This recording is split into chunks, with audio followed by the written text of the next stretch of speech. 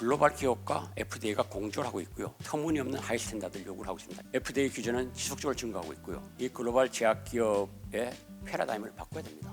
대규모 임상 3상이 반드시 필요한가? 이거는 글로벌 기업들의 꽃놀이패입니다. 자기들만 할 수 있는 거예요. 우리는 돈이 없으니까 결국은 우리가 이렇게 열심히 일하면서 목표가 기술 수출입니다. 그럼 우리가 국민 세금을 받아가지고 밤새워 연구하고는 갖다 바치는 거예요. 뭔가 잘못된 거죠. 미래 신성장 동력 육성 전략 제안을 보면은 저는 투테러를 합니다. 하나는 기존에 우리가 미국, 유럽에 기술 수출하는 것을 지속적으로 하되 제품화가 될 수 있게끔 좀 노력을 해야 됩니다. 두 번째 출애굽으로는 항노화 등 차별화 분야를 선택을 해서 집중 육성을 해야 됩니다. 그래서 그것이 의료 관광 산업으로 연계되면은 이 산업은 반도체나 2차 전지 같은 경우는 비교가 안 되는 시장입니다. 이거를 한국이 잘할 수 있다고 보고 있는 거죠. 글로벌 기업들이 하는 거를 똑같이 하게 되면은 기술 수출할 때 답이 없습니다. 그거보다 우리가 새로 할 수 있는 분야, 재생의료, AI, 디지털 헬스, 오가노이드, 유전자 교종, 엑소존 이런 걸 좀 빨리 치고 나가서 준비를 해야 됩니다. 네, 오늘 제가 말씀드릴 내용은 우리 바이오헬스 산업의 미래 신성장 동력 육성 전략 지원입니다. 자, 우리나라의 바이오헬스 산업의 경쟁력을 보면 이렇습니다. 최근에 뜨고 있는 일라일리 시가총액이 1,100조고요. 매출액 50조, 연구비 17조, 순이익 13조입니다. 우리나라의 대표적인 기업 삼성전자 시가총액이 340조, 3분의 1밖에 안 됩니다. 일라일리. 그런데 매출액이 280조, 연구비 30조, 순이익 33조. 당연히 더 커야 되는데 이런 거는 결국은 미래에 대한 불확실성입니다. 자, 우리나라의 대표적인 제약기업 유한양행 시가총액 10조, 매출액 2조, 연구비 3천억 원, 순이익 1,500원입니다. 그러니까 경쟁이 안 되죠. 자, 그래서 저희가 MB 때 2009년에 글로벌 경쟁력이 있는 가능한 분야를 두 개를 투자했고요. 하나가 바이오시밀러고 하나가 세포치료제였습니다. 바이오시밀러는 대한민국이 그래도 글로벌에서 가장 잘한 투자입니다. 세계 최초의 단일 항체 프로다이바이오시밀러 승인을 받은 게 셀트리온의 렘시마고요. 이거를 올해 작년에 HC 지형인 진펜트라로 허가를 받았습니다.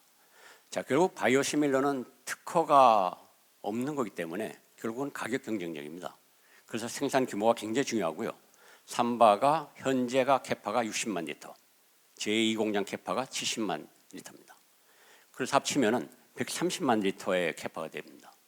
셀트리온은 현재 국내에 26만 리터, 해외 8만 리터. 롯데 바이오로직스가 1, 2, 3공장 12만 리터씩 36만 리터입니다. 여태까지 세계에서 가장 컸던 론자가 28만 리터였고요. 이게 23년에 올해 러쉬의 시설을 인수해서 이렇게 이제 60만 리터 가게 됩니다. 자, 그러면은 삼바, 셀트리온, 롯데는 인천 송도에 있는 겁니다. 인천 송도에 200만 리터의 바이오리액터가 있다는 것은 이건 대한민국의 굉장히 큰 자산입니다. 바이오시밀러가 아니라 향후에 바이오약품 생산에도 굉장히 도움이 되는 거고요. 이 바이오시밀러가 성공한 이유 중에 큰 이유 중 하나는 자금력입니다. 결국은 조 단위의 돈을 셀트리온과 삼바가 넣은 거고요. 이것이 향후에 더 가기 위해서는 결국은 가격 경쟁력을 높여야 되고 거기에 들어가는 것이 소부장입니다. 지금 세포 배양에 들어가는 베이지와 레진을 전부 비싼 걸 쓰고 있는데 이걸 국산에서 손부장하게 되면 가격 경쟁력이 나온다 이렇게 봅니다.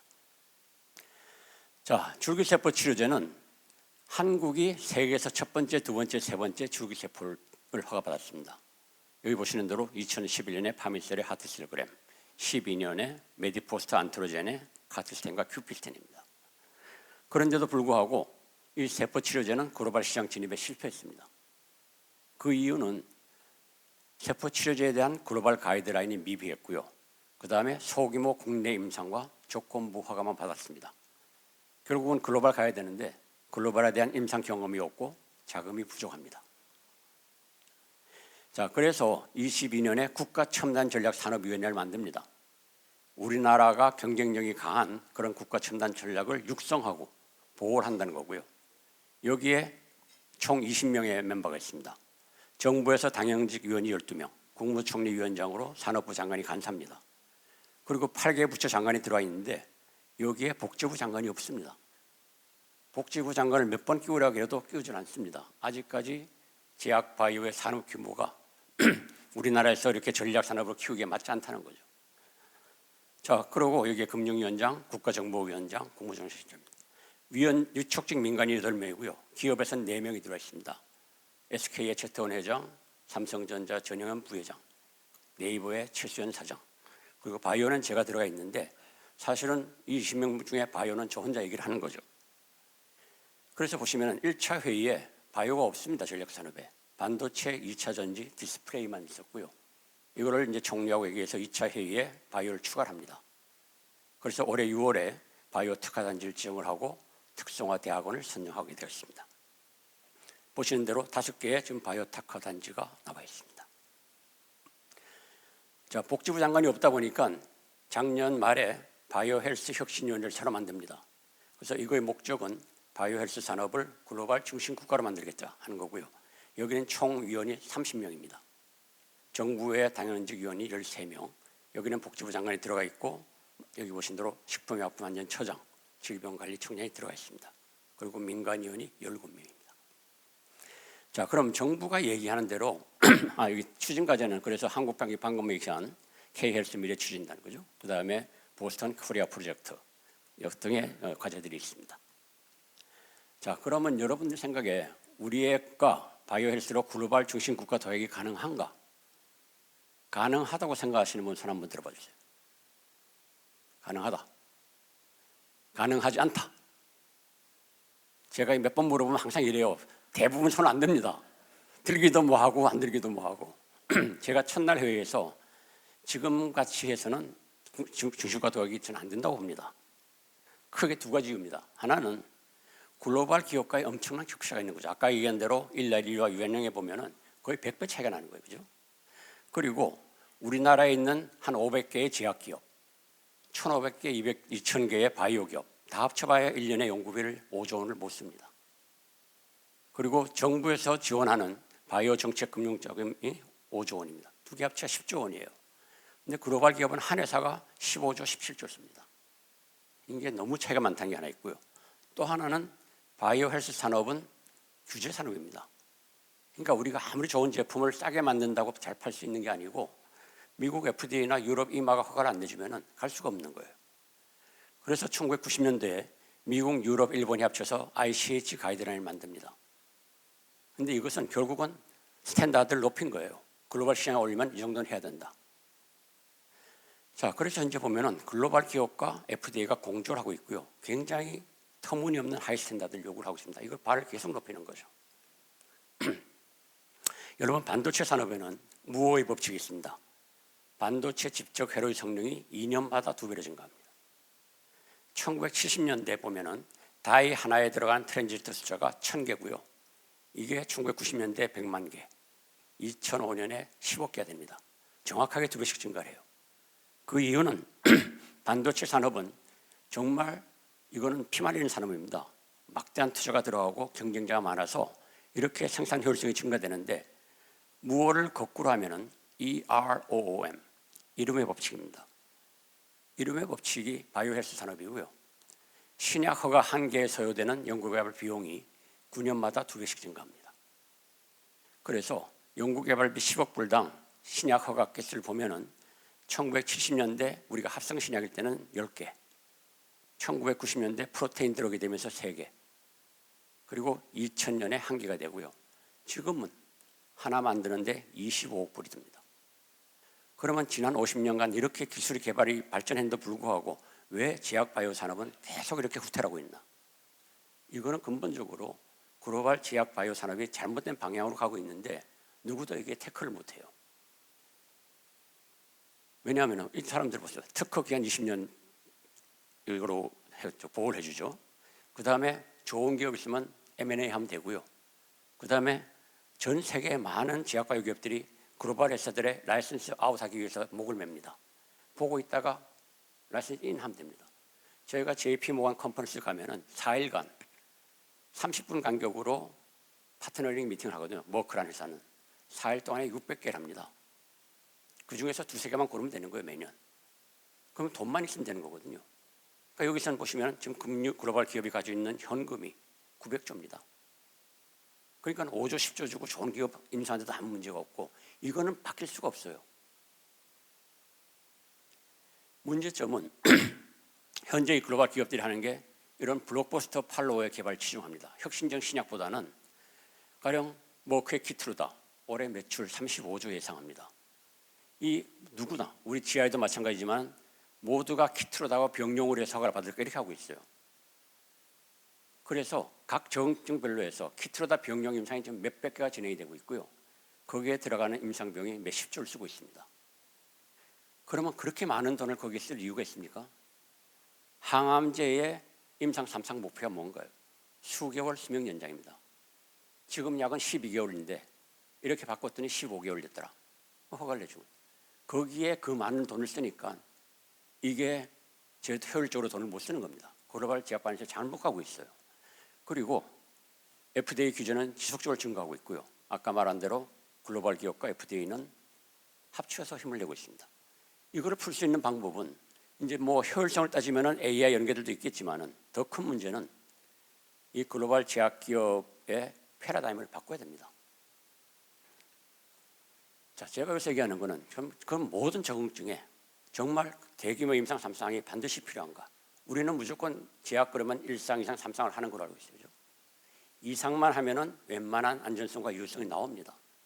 그리고 팔다가 부작용이 나쁘면은 죽여버리면 돼요. 그런 제도도 있는데 불구하고 3상을 꼭 해야 되는 거는 이거는 글로벌 기업들의 꽃놀이패입니다. 자기들만 할 수 있는 거예요. 우리는 돈이 없으니까 할 수가 없고요. 여기 보신 대로 WTO 규정에 의해서 임상 3상의 정부 자원 지원 불가합니다. 그러니까 글로벌 제약기업만 할 수 있는 거고요. 1,000억, 2,000억이 들어가니까. 결국은 국내뿐 아니라 전 세계 제약 바이오 벤처들의 목표는 기술 수출이에요. 지금 우리가 이렇게 열심히 일하면서 목표가 기술 수출입니다. 그럼 우리가 국민 세금을 받아가지고 정말 밤새워 연구하고는 갖다 바치는 거예요. 뭔가 잘못된 거죠. 이거는 우리가 분명히 바꿔야 되는 거고요.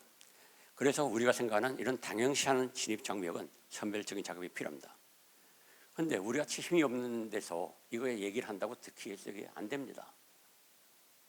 일본 보시죠. 일본은 정말 제약 강국입니다. 엄청난 신약도 많이 만들었고요. 스타틴이든 뭐 최근에 NO2.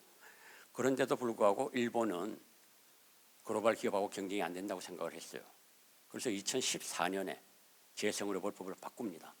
이 목표는 일본을 세포치료의 세계 최강국을 만들겠다. 그래서 재생의료 중에 희귀질환은 임상 1상 후에 조건부 판매 허가를 내줍니다. 이건 사실 말이 안 되는 소리죠. 임상 2상, 3상 없이 1상만으로 허가를 내줬어요. 그리고 7년 후에 재심사를 합니다. 안전성과 유효성을 보는데 안전하기만 하면 유효성이 떨어지더라도 살려준다는 겁니다. 그렇게 했더니 2015년에 재생의료학회 가면은 FDA나 EMA는 아주 뭐 난리가 났습니다. 뭐한 짓이냐. 그런데도 일본은 꿋꿋이 가는 거예요. 그랬더니 전 세계 미국, 유럽의 세포치료제 하는 회사는 다 일본 가서 임상을 합니다. 제가 이 법률을 만드는 사람하고 얘기를 해봤더니 거기에 숨어있는 또 한 가지는 한국이 바이오시밀러로 저렇게 글로벌 나갈 동안에 일본 바이오는 이들은 뭘 한 거냐. 재생의료만은 한국에 뒤지면 안 된다고 했습니다. 거기에 숨어있는 법안 하나는 미국, 유럽에서 임상 위상이 끝난 거는 일본에 갖다 팔자도 있었어요. 심지어. 그 정도로 일본 같은 제약 강국도 글로벌하고는 경쟁이 안 된다고 생각을 합니다. 그리고 이 재생의료를 키우기 위해서 노벨상을 만들어줍니다. 야마나카 신야 교수에게 유도만능 줄기세포로 노벨상을 만들어주는데요. 여러분 노벨상이라는 거는 정말 20, 30년 결과를 보고 인류에 공헌했을 때 주는 게 노벨상이에요. 그런데 아직 유도만능 줄기세포는 안전성과 유효성이 확보된 게 아닙니다. 그런데도 불구하고 40대 중반에 야마나카 신야한테 노벨상을 만들어주는 게 일본의 정치력입니다. 그리고 재생의료 학회에 가면은 일본은 법무총보단이 옵니다. 후생노동성 국장, 그 다음에 경제산업성 국장, PMDA, 우리 식약처 국장, 기업 대표들이 모여서 왜 재생의료를 일본으로 와야 되는지 하는 걸 아침, 점심으로 세션을 만들어서 홍보를 해요. 우리가 복지부 식약처에서 국장들 가자 그러면은 아예 질색을 합니다. 기업하고 같이 가는 거는 아주 금기시되어 있어요, 우리나라는. 자, 그래서 해결 방안은, 제가 생각하는 해결 방안은 우리가 힘이 없으니까 저는 아시아가 통합을 해야 된다고 봅니다. 아시아 인구가 45억 명이고요. 미국이 3.5억 명, 유럽이 5억 명입니다. 그런데 아시아 통합은 말은 쉽지가 않죠. 각국의 이해관계도 있고 정말 어려운 일입니다. 그래서 제일 먼저 해야 될 거는 저는 바이오 아시아를 만들자예요. 우리가 바이오 US, 바이오 유럽에는 막 1,000명씩 합니다. 근데 알다시피 바이오 유럽은 바이오 스위스, 바이오 이태리 이런 게 없습니다. 바이오 유럽 하나에서 돌아가면서 하는 거죠. 나는 바이오 아시아도 만들어서 올해는 한국에서 하고 내년엔 일본에서 하고 이렇게 바이오 아시아, 진정한 바이오 아시아가 만들어지면은 글로벌 기업들이 여기는 올 수밖에 없습니다. 지금 우리가 바이오 코리아, 바이오 재팬, 바이오 차이나 해봐야 이게 그냥 국내 잔치고 글로벌 기업들이 많이 오질 않죠. 그래서 이것이 굉장히 필요하다. 바이오 아시아는 어떻게든 만들어야 되고요. 그 다음에 이게 되면은 그 다음에는 ACH, ICH가 아니고 Asian Council for Harmonization. 이런 적응증은 이상만 하고 팔자, 아시아에서는. 그럼 물론 미국, 유럽은 거기에 대해서 일을 제기하겠지만은 시장이 있기 때문에 우리는 할 수가 있어요. 앞으로 아시아 시장은 5년 내 10년 내에 엄청난 시장이 옵니다. 저 많은 인구에 이제 경제력이 상승되면은 그래서 이게 굉장히 필요한 얘기입니다. 이걸 하기 위해서는 결국은 향후에 시약처 등 정부 역할과 관련 협회 등 민간의 역할이 필요합니다. 그리고 이게 되면 향후에는 중동을 통합시키면 돼요. 중동은 돈은 있는데 바이오 산업이 없습니다. 미국, 유럽에 안 끼워주기 때문에 아시아, 중동이 합치면은 이거는 뭐 엄청난 시장으로 우리가 가질 수 있는 겁니다. 자, 그럼 그렇다고 해서 우리가 이제 정부가 얘기하는 포스트 반도체로 바이오 헬스가 한국의 미래 먹거리 산업이 될 수 있겠는가? 이게 되려면요, 적어도 매출이 200조 이상 일어나야 된다. 200~300조 돼야 이게 산업이에요. 자, 글로벌 제약 바이오 시장이 현재 면역 항암제에서 지난 1, 2년간 비만 치료제가 엄청난 각광을 받았습니다. 미래에 오는 거는 무조건 항노화 치료제입니다. 항노화 치료제. 이거 한번 보겠습니다. 이거 좀 틀어드릴까요?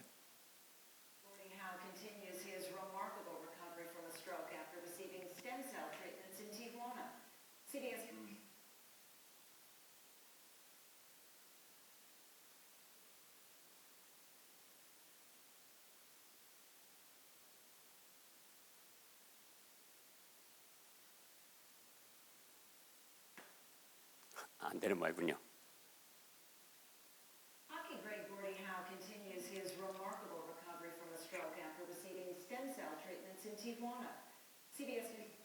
네, 안 되는 것입니다. 이게 무슨 내용이냐면은 미국에서 가장 유명한 아이스하키 선수가 골디 하우라는 사람입니다. 이분이 85세 스트로크가 왔어요. 그런데 이제 휠체어에 앉은 거죠. 그러니까 워낙에 유명하니까 이게 이제 이 사람을 샌디에고에 있는 줄기세포 회사 스테메디카에서 스트로크에 대한 줄기세포 임상 허가를 받아놓은 게 있습니다. 그래서 거기서 얘기를 해서 멕시코에 가서 이틀간 투여를 받습니다. 첫날은 척추울동에서 받고요. 둘째 날은 IV로 맞았어요. 근데 믿거나 말거나 맞고 나서 일어섭니다. 골디하우가. 그러니까 이제 그게 일어서니까 이게 CBS에서 또 방송을 했어요. 아, 골디가 이렇게 했는데 일어섰단다. 그러니까 미국 의사협회나 이런 데서는 이제 굉장히 난리가 났죠. 그렇게 무책임하게 그런 걸 하면 안 됩니다. 근데 아들이 이 골디하우 아들이 의사예요. 그래서 이제 마지막에 인터뷰를 하면 나도 의사라서 아직 줄기세포에 대해서는 신빙을 하진 않지만은 나는 아버지가 이 치료를 받고 어떻게 변했는지를 말해준다. 그리고 이분이 3년 후에 돌아가십니다. 그래서 그 가족들이 회사에 편지를 보내요. 지난 3년간 정말 우리가 행복한 시간이었다. 아버지가 돌아가실 준비도 하시고 손녀딸 결혼식도 다녀오시고 그렇게 했다는 거거든요. 제가 그 스테마드라는 회사에 이제 사회사를 했기 때문에 굉장히 잘 압니다. 그래서 이런 거죠. 우리가 줄기세포가 아직까지는 확실하진 않지만은 분명히 미국의 그 많은 스포츠 선수들, 뭐 복싱 선수 부분 말년에 다 뇌질환이 오는데 약이 없습니다. 그래서 FDA는 줄기세포를 허가를 안 내줬어요, 아직까지. 왜? 줄기세포는 정확한 MOA를 모릅니다. FDA가 얘기하는 신약은, 약이라는 거는 MOA를 정확하게 알아서 그걸 블락을 하거나 그걸 증진시켜주는 게 약이에요. 근데 줄기세포는 우리 몸의 줄기세포가 몸의 망가진 부분을 가서 스스로 치료를 합니다. 그걸 호밍 이펙트라고 그래요. 그렇기 때문에 그건 FDA는 허가를 안 내주지만은 미국에서 병원들과 줄기세포 연구하는 기업들 간에 이 공동 연구를 많이 하거든요. 제일 대표적으로 하는 게 메이오 클리닉입니다. 메이오 클리닉은 안에 재생의료 센터를 굉장히 크게 운영하고 있고요. 여기 보시는 대로 2018년에 전신마비 환자 10명에게 환자의 지방세포를 추출한 줄기세포를 치료를 합니다. 그중에 7명 환자가 정상적으로 개선이 됐고요. 1명은 5년 만에 스스로 일어서서 걷습니다. 그래서 우리가 지금 전혀 치료법이 없는 말기 환자들, 70대, 80대 노인들에게 줄기세포를 놔줘서 그게 10년 후에 암이 생긴들 무슨 문제가 있습니까? 그러니까 그런 데이터를 많이 만들고 한국이 그런 데이터를 가지고 미래에 간다고 합니다. 자, 그래서 미래 신성장 산업으로 특화하기 위해서는 하나는 뇌신경계 질환이고요. 결국은 이걸 포함해서 항노화 치료 쪽입니다. 글로벌 기업들이 그 많은 돈을 쏟아부어서 파킨슨 치매의 연구를 했지만 아직까지 제대로 된 약이 없어요. 그러니까 치매만 하더라도 아밀로이드 베타다 타우다 하나씩 건드려가지고는 이게 치료가 안 됩니다.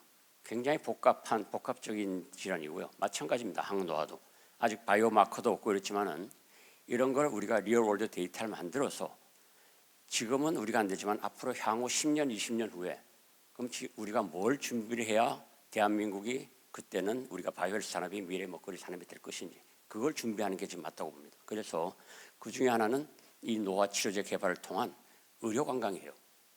그러니까 전 세계 돈 많은 부자들이 스위스나 태국 가는 게 아니고 한국으로 와서 말년에 노화 치료를 받게 해라. 이것입니다. 자, 우리가 이걸 잘할 수 보는 이유는 첫째는 산업이 되려면 우선 인력이 있어야 되는 거죠. 우리가 지금 이만큼 사는 것도 60년대, 70년대, 80년대 공대에서 정말 엄청난 일을 했습니다. 지난 20년간 우수한 인재들이 다 의대에 가 있는데 산업에 이어지를 못해요. 그 인력을 끌어와야 되고요. 그 다음에는 우리나라에 있는 의료시설들, 또 하나 아까 말한 대로 줄기세포 치료제는 이거는 전 세계에서 허가받은 줄기세포를 10년 이상 써본 나라는 한국밖에 없습니다. 그렇기 때문에 이런 걸 합쳐서 이런 걸 가야 된다. 제가 30분 한국으로 되어 있는데 아마 20분은 잘못된 것 같아요. 네. 자, 그래서 미래 신성장 동력 육성 전략 제안을 보면은 저는 투택으로 합니다. 하나는 지금 우리가 하고 있는 건 안 할 수는 없어요. 기존에 우리가 미국, 유럽에 기술 수출하는 것을 지속적으로 하되 제품화가 될 수 있게끔 좀 노력을 해야 됩니다. 그냥 던져놓고 기술 수출하고 가만히 있으면 안 되고 그런 거 다 돌아옵니다. 그러기 위해서는 가능하면은 기술 수출할 때 한국, 아시아의 시장 권리는 확보하면 좋겠다 하는 거고요. 유한양의 일기나자가 이번에 이제 아주 FDA 허가를 받았습니다만은 유한이 한국 시장 권리는 가지고 있습니다. 그래서 국내에서 먼저 허가를 받았기 때문에 저게 FDA 허가 받는 데도 도움이 됐을 거라고 봐요. 이걸 하면서 두 번째 추력으로는 항노화 등 차별화 분야를 선택을 해서 집중 육성을 해야 된다. 그래서 그것이 의료관광 산업으로 연결되면은 이 산업은 반도체나 2차 전지 같은 경우는 비교가 안 되는 시장입니다. 그래서 이거를 한국이 잘할 수 있다고 보고 있는 거죠. 자, 그걸 다 정리를 해보면은 우리가 글로벌 기업들이 하는 거를 똑같이 하게 되면은 사실 뭐 기술 수출할 때 다 답이 없습니다.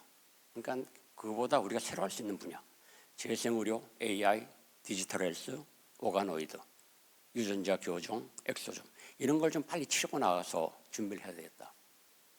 그리고 아까 말한 바이오 아시아를 설립을 하는 게 굉장히 중요한 얘기고요. 그래서 이거는 뭐 저희 혼자 할 수 있는 건 아니라서 제가 지금 맥킨지나 프래그십 같은 데하고 같이 해서 이걸 좀 진행하고 있습니다.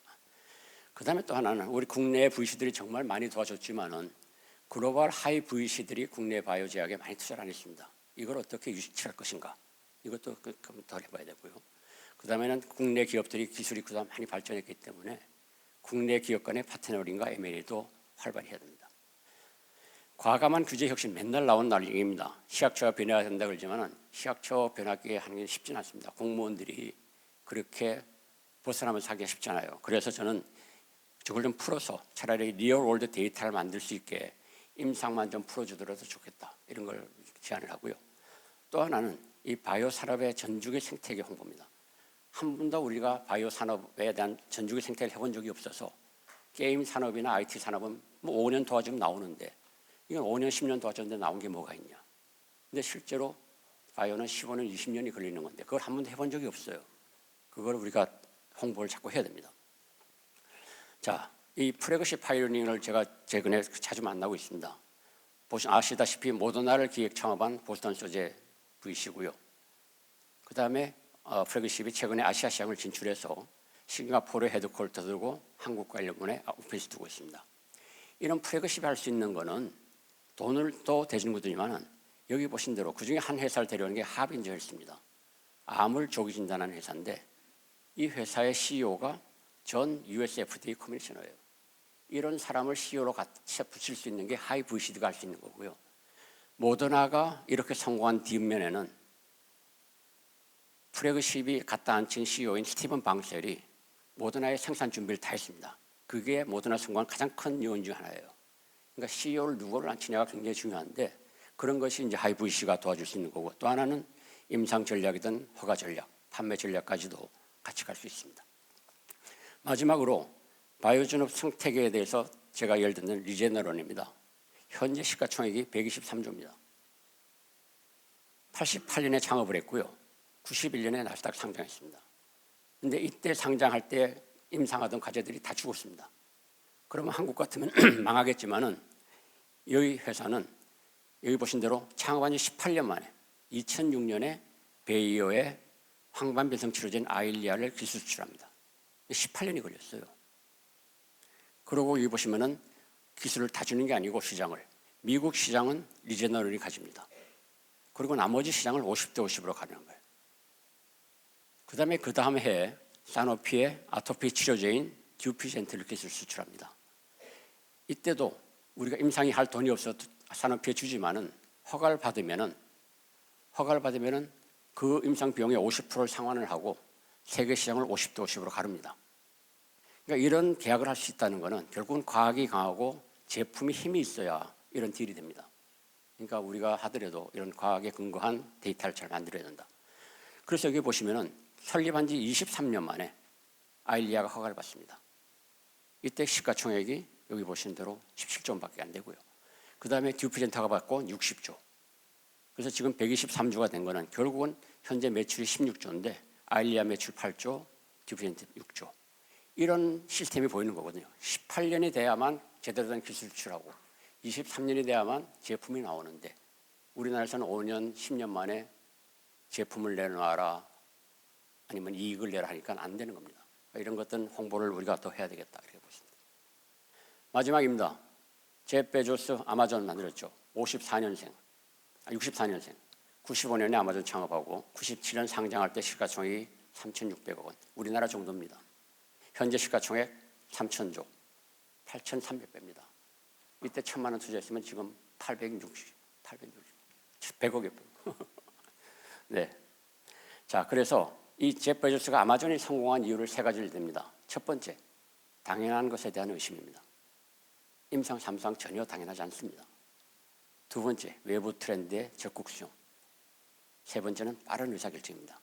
우리나라 시간이 없습니다. 지금부터 우리가 10년, 20년 후에 어떻게 살아남을지 지금 어떻게 움직이냐에 따라서 굉장히 달라진다고 생각하고 여러분들도 기술 수출에 목을 매야 되지만은 그걸 하면서도 근간에 뭘 다시 같이 해야 대한민국이 살아남을지 고민을 해주시면 좋을 듯 합니다. 감사합니다.